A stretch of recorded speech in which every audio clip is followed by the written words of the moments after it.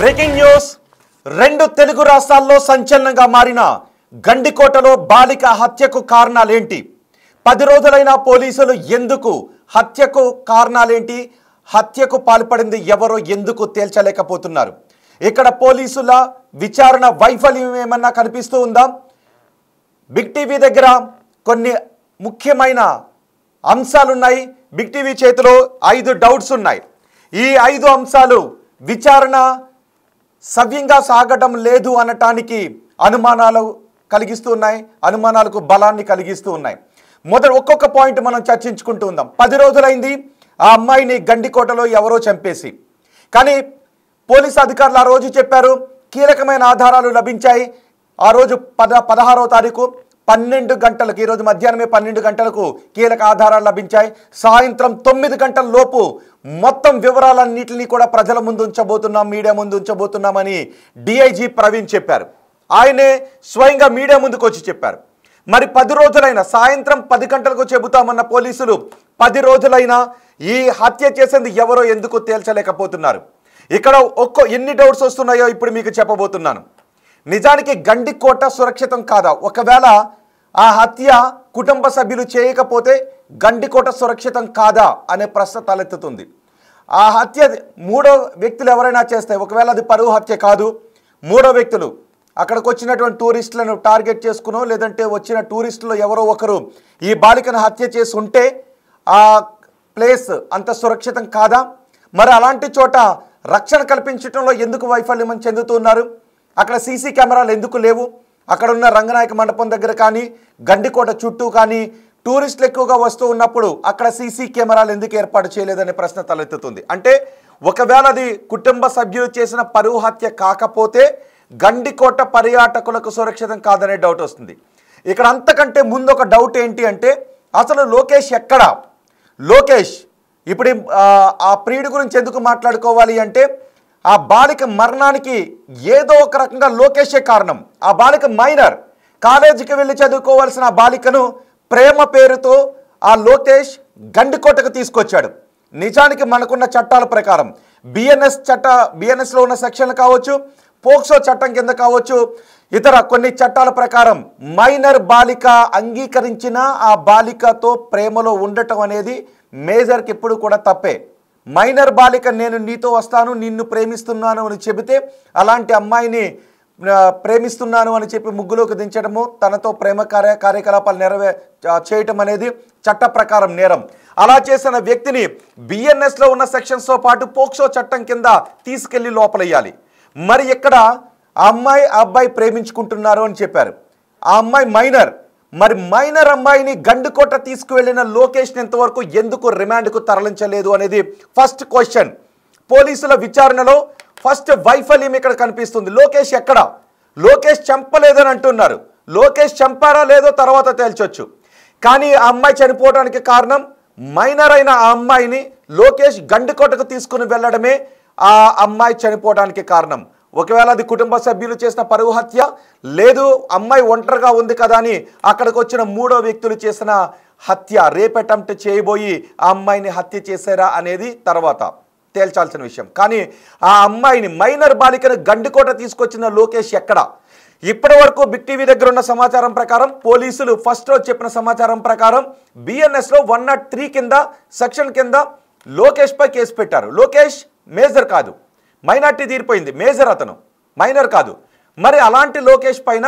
ఒక మైనర్ బాలికను గండికోటకు తీసుకొచ్చాడు అంటే ఉన్న సెక్షన్స్ ప్రకారం పోలీసులు పెట్టాల్సిన సెక్షన్స్ ఏంటి కిడ్నాప్ 2 గంటల పాటు అక్కడ డిఐజీ ఏం చెప్పారో తెలుసా ఇప్పుడు మీకు డిఐజీ బయట వినిపిస్తాను డిఐజీ ఏం చెప్పారు అంటే 2 గంటల పాటు వీళ్ళిద్దరూ కలిసి అక్కడ రిసార్ట్లో ఉన్నారు అని 2 గంటల పాటు ఒక మైనర్ బాలికతో లోకేష్ ఉన్నాడు అంటే వాళ్ళిద్దరి మధ్య ఏమైనా జరిగిందా ఒకవేళ ఆ అమ్మాయి ఒప్పందంతోనే ఏదైనా జరిగితే లోకేష్ పై పెట్టాల్సిందే రెండోది మానభంగం కేసు రేప్ కేసు పెట్టాలి మరి లోకేష్ పై ఈ కేసులు పెట్టారా ఒకవైపు అమ్మాయిని హత్య చేసింది ఎవరు అని తేల్చే ఇన్వెస్టిగేషన్ ఒకవైపు కొనసాగుతుంది మైనర్ బాలికను గండికోటకు తీసుకొచ్చి 2 గంటల పాటు రిసార్ట్లో గడిపి ఆ అమ్మాయిని అక్కడ వదిలేసి వెళ్ళిపోయిన లోకేష్ పైన పెట్టాల్సిన సెక్షన్లు ఏంటి ఎందుకంటే ఇప్పటికే మనం చూస్తున్నాం మైనర్ బాలికలను చాలామంది ప్రేమ పేరుతో వంచి అక్కడికి తీసుకువెళ్తూ ఉన్నారు, వాళ్ళపైన కేసులు పెడుతూ ఉన్నారు. తల్లిదండ్రులు ఇప్పుడు అదే భయపడుతూ ఉన్నారు.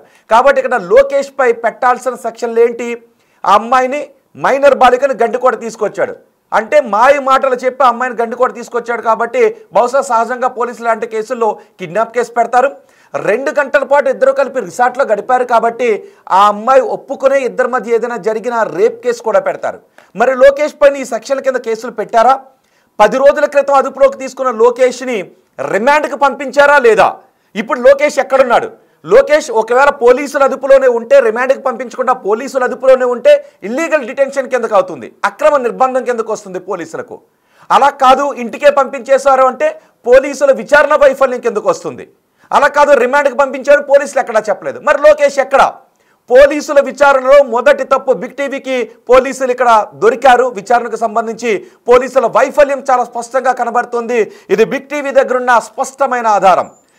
చెప్తున్నాను, 2 విషయాలు చాలా క్లియర్గా చెప్తున్నాను. ఒకవేళ లోకేష్ కాదు అని చెప్పారు కదా పోలీసులు, ఈ హత్యకు లోకేష్కు సంబంధం లేదు అని చెప్పారు.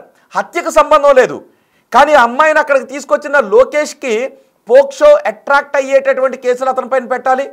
బిఎన్ఎస్లో రేప్ కేసు కూడా అతని పైన పెట్టాలి. మరి ఆ కేసులు పెట్టకుండా లోకేష్ని ఇంటికి పంపేశారా పోలీసులు? ఇంటికి పంపితే పోలీసుల వైఫల్యం ఒకటి.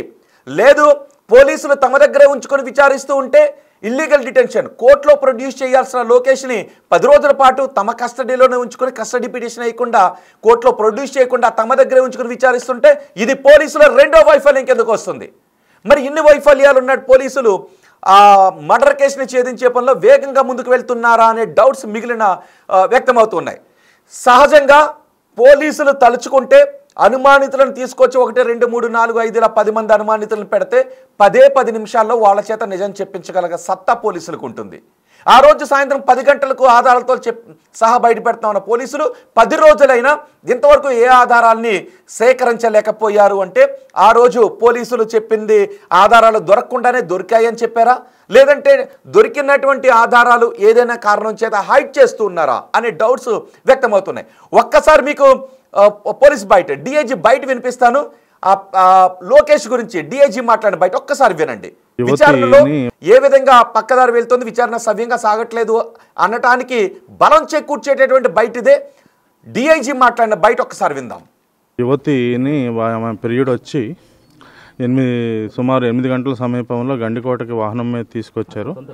తీసుకొచ్చిన తర్వాత ఒక ప్రైవేట్ లాడ్జ్లో 2 గంటలు ఇద్దరు గడిపారు. గడిపిన తర్వాత గండికోట గుమ్మం దగ్గరలో, కోట గుమ్మం దగ్గరలో 10 గంటల 40 నిమిషాలకి విడిచిపెట్టి ఆయన ఆ పీరియడ్ వెళ్ళిపోవడం జరిగింది. యువతిని పీరియడ్ వచ్చి సుమారు 8 గంటల సమీపంలో గండికోటకి వాహనం మీద తీసుకొచ్చారు. తీసుకొచ్చిన తర్వాత ఒక ప్రైవేట్ లాడ్జ్లో 2 గంటలు ఇద్దరు గడిపారు. గడిపిన తర్వాత గండికోట గుమ్మం దగ్గరలో, కోట గుమ్మం దగ్గరలో 10 గంటల 40 నిమిషాలకి విడిచిపెట్టి ఆయన ఆ పీరియడ్ వెళ్ళిపోవడం జరిగింది. డిఐజీ మాట్లాడిన మాటలు విన్నారు కదా. ఏం చెప్పారు డిఐజీ గారు? లోకేష్ ప్రియుడు ఆమెను తీసుకుని వచ్చి గండికోట పరిసర ప్రాంతాల్లో ఒక ప్రైవేట్ లాడ్జ్లో 2 గంటలు గడిపారు అని అన్నారు. ఒక మైనర్ బాలికతో లోకేష్ అనే వ్యక్తి 2 గంటలు గడిపాడు అంటే అది లైంగిక దాడికి పాల్పడినటువంటి కేసు కింద. ఎందుకంటే ఆమె మైనర్ బాలిక కదా. ఈ హత్య జరగటానికి కారణం మైనర్ బాలికను లోకేష్ అక్కడికి తీసుకుని రావడమే. సో ఇప్పుడు లోకేష్ పై కేసు పెట్టారా? మరి 2 గంటల పాటు లాడ్జ్లో గడిపిన కేసుకు సంబంధించి పోక్సో అట్రాక్ట్ చేస్తూ కేసు పెట్టారా? ఇప్పటి వరకు 103 అంటే ఆమె మరణించింది కాబట్టి మరణానికి సంబంధించిన కేసు పెట్టారు. మైనర్ బాలికను గండికోటకు ఎందుకు తీసుకొచ్చావు అన్న యాంగిల్ ఒకవైపు విచారణ జరగాలి, రెండో వైపు విచారణ ఎక్కడి నుంచి జరగాలి? ఆ అమ్మాయిని చంపింది ఎవరు? ఈ 2 యాంగిల్స్లోనూ జరగాలి. మరి ఇప్పుడు లోకేష్ ఎక్కడ? లోకేష్ను వదిలేస్తే పోలీసుల తప్పు. లోకేష్ పైన ఒక మైనర్ బాలికను తీసుకొచ్చి 2 గంటల పాటు రిసార్ట్స్లో ఉన్నా కూడా లైంగిక దాడికి సంబంధించిన కేసు పెట్టకపోవడం అనేది పోలీసుల రెండో తప్పు. ఒకవేళ పోలీసులు అబ్బాయిని వదిలేస్తే పోలీసులు మూడో తప్పు. పోలీసులు తమ ఆధీనంలోనే 10 రోజుల పాటు ఉంచుకుంటే పోలీసులు 4వ తప్పు. ఎందుకంటే తన రిమాండ్ కదా తరలించాలి, లోకేష్ను పంపించాల్సిందే రిమాండ్కి. మరి లోకేష్ని ఇంతవరకు రిమాండ్కి పంపించామని పోలీసులు చెప్పలేదు. ఆ మైనర్ బాలికను గండికోటగా తీసుకొచ్చిన లోకేష్ ఎక్కడా? పోలీసుల అదుపులోనూ లేడు, ఇంటి దగ్గర లేడు, అటు కోర్టులో రిమాండ్లోనే పంపించలేదు. మరి లోకేష్ ఎక్కడ? ఇది పోలీసుల విచారణకు సంబంధించి మొదటి వైఫల్యం. ఇక 2, డిఐజీ మాట్లాడిన రెండో బయట మీకు ఇప్పుడు వినిపిస్తూ ఉన్నాను. ఈ రోజు సాయంత్రానికి, అంటే 16వ తారీఖున చెప్పారు ఆయన, 16వ తారీఖు సాయంత్రానికే ఈ కేసును తేల్చేయబోతున్నాం. ఈ రోజు 12 గంటలకే మాకు ఆధారాలు దొరికాయని డిఐజీ గారు అన్నారు. ఒక్కసారి డిఐజీ ప్రవీణ్ ఏం మాట్లాడారు, ఆధారాల గురించి ఆ బయట కూడా విందాం. చేస్తున్నాం. దీనికి సంబంధించి మనకి కీలకమైన క్లూలు ఈరోజు ఉదయం మనకు లభించడం జరిగింది. ఇంతవరకు మనం అంటే ప్రామాణికంగా మనం చెప్పగలిగింది ఏంటంటే ఆమె హత్య చేయట్లో ఆమె యొక్క ప్రియుడి పాత్ర అనేది ఏమాత్రం లేదు. అది మనం రూల్ అవుట్ చేసాం.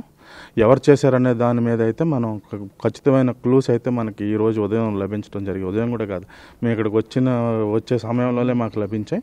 మీకు సాయంత్రానికి ఎస్పీ గారు, జమ్మలమడుగులోనే ఎస్పీ గారు, డిఎస్పీ గారు నా యొక్క ఏంటంటే నాకు ఒక ప్రగాఢ ఆత్మవిశ్వాసం ఏంటంటే మనకున్న క్లూస్ దృష్ట్యా మనకి ఈరోజు ఎట్టి పరిస్థితుల్లో ఈరోజు ఈ యొక్క కేసు ఏదైతే ఉందో పూర్తిగా మనం ఛేదించే అవకాశం ఉంది.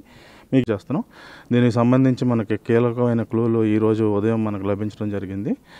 ఇంతవరకు మనం అంటే ప్రామాణికంగా మనం చెప్పగలిగింది ఏంటంటే ఆమె హత్య చేయట్లో ఆమె యొక్క ప్రియుడి పాత్ర అనేది ఏమాత్రం లేదు. అది మనం రూల్ అవుట్ చేసాం. ఎవరు చేశారనే దాని మీద అయితే మనం ఖచ్చితమైన క్లూస్ అయితే మనకి ఈరోజు ఉదయం లభించడం జరిగింది. ఉదయం కూడా కాదు, మేము ఇక్కడికి వచ్చే సమయంలోనే మాకు లభించాయి.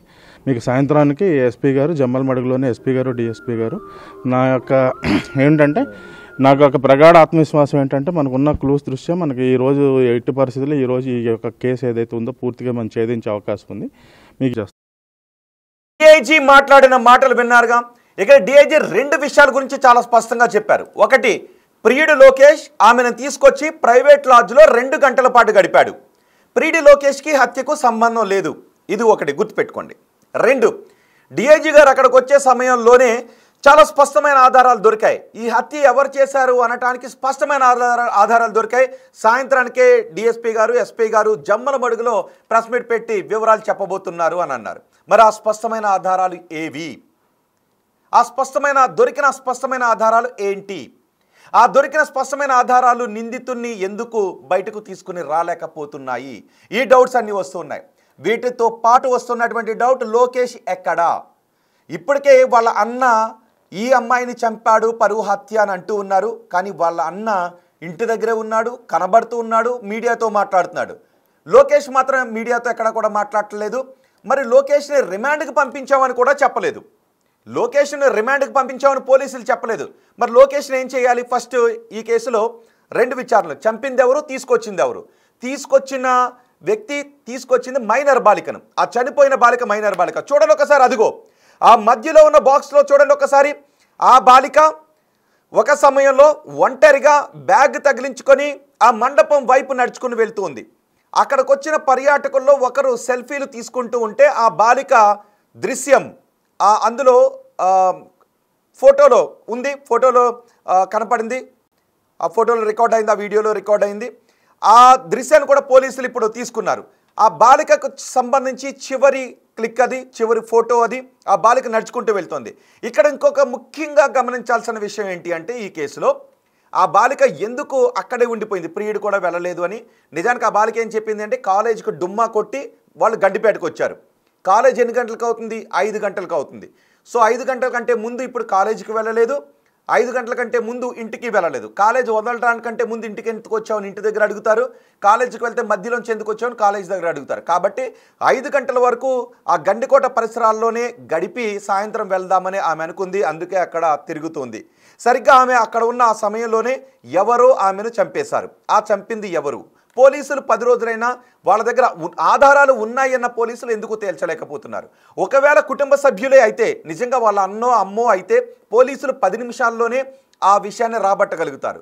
పోనీ వాళ్ళు ఏదో హై ప్రొఫైల్కి చెందినటువంటి వ్యక్తులు కాదు, సాధారణ వ్యక్తులే. సో ఇక్కడ పోలీసులు వాళ్ళని, ఆ కుటుంబంలో ఉన్న వాళ్ళని రక్షించే ప్రయత్నాలు చేస్తున్నారు అనటానికి అవకాశం లేదు. మరి ఈమె హత్య వెనక ఎవరైనా హై ప్రొఫైల్ వ్యక్తులు ఎవరైనా ఉన్నారా? ఆ రోజు అక్కడికి ఇంకెవరైనా హై ప్రొఫైల్ వ్యక్తులు వచ్చారా? ఆయేషా మీరా కేసులో కూడా ఇలాంటి డౌట్సే వచ్చాయి కదా. సత్యం బాబుని దోషిగా పెట్టి 10 సంవత్సరాలు జైల్లో పెట్టిన తర్వాత ఉన్నత న్యాయస్థానాల్లో సత్యం బాబుకు సంబంధం లేదు అని చెప్పడంతో విడుదలయ్యాడు కదా. కానీ ఆయేషా మీరా కేసు కూడా ఇంచుమించు ఇలాగే జరిగింది కదా. ఒక హాస్టల్లో ఆమెను అతి క్రూరంగా చంపేస్తే చంపింది సత్యంబాబు అన్నారు తప్ప ఇప్పుడు మళ్ళీ సత్యంబాబు రిలీజ్ అయిన తర్వాత ఎవరు అన్న దానిపై తేలడం లేదు. సిబిఐ ఎంక్వైరీ వేశారు, అయినా తేలలేదు. మరి ఇక్కడ కుటుంబ సభ్యులు కాకపోతే ఎవరు? ఒకవేళ కుటుంబ సభ్యులు కాకపోతే గండికోట పర్యాటకులకు సురక్షితం కాదా? ఆ అమ్మాయిలకు అక్కడ ప్లేస్ సురక్షితం కాదా? మరి ఈ కేసును కూడా ఏదైనా ఉన్నత ఏజెన్సీకి అప్పగించాలా? ఒకవేళ ఇది పరువు హత్య అయితే పోలీసుల ఇన్వెస్టిగేషన్లో దాదాపు దొరికేసే అవకాశం ఉంటుంది. 10 రోజులైనా తేలడం లేదు అంటే పరువు హత్య కాదా? కుటుంబ సభ్యులకు సంబంధం లేదా? కుటుంబ సభ్యులకు సంబంధం లేకపోతే థర్డ్ పర్సన్స్ ఎవరో చంపితే గండికోట పర్యాటకులకు సురక్షితం కాదు అన్న విషయంపై ప్రజలు భయభ్రాంతులకు గురయ్యే అవకాశం ఉంటుంది. బహుశా దీన్ని కూడా ఉన్నత ఏజెన్సీలకు ఈ కేసును అప్పగించాల్సిన అవసరం ఉంటుందా? 10 రోజులైనా తేలలేదు కాబట్టి. 2 పోలీసుల వైఫల్యం గురించి ఇంతకుముందే మనం అనుకున్నాం. లోకేష్ మైనర్ బాలికను మీరు ఇప్పటికీ గుర్తుపెట్టుకోండి, చాలా కేసుల్లో మైనర్ అమ్మాయిని మైనార్టీ తీరిన అబ్బాయి ప్రేమిస్తే ఆ అబ్బాయి పైన పోక్సో కేసులు పెట్టి లోపలేసేస్తారు. ఒకవేళ అమ్మాయితో లైంగిక సంబంధం ఉంటే రేప్ కేసు పెట్టి లోపలేసేస్తారు. మరి లోకేష్ పైన కూడా అలాంటి కేసులు పెట్టాలి కదా. ఈ అమ్మాయి మైనర్ బాలిక. ఈ మైనర్ బాలికను గండికోటగా తీసుకుని రాకపోయి ఉంటే ఈ అమ్మాయి బతికుండేది. ఈ అమ్మాయి మైనర్ బాలిక కాబట్టి ఆ అమ్మాయిని ప్రేమ పేరుతో ఎవ్వడు ముగ్గులోకి దించకూడదు, అది తప్పు. మరి లోకేష్ ఈ అమ్మాయిని ప్రేమ పేరుతో ముగ్గులోకి దించాడు కదా, గండికోటకు తీసుకొచ్చాడు కదా.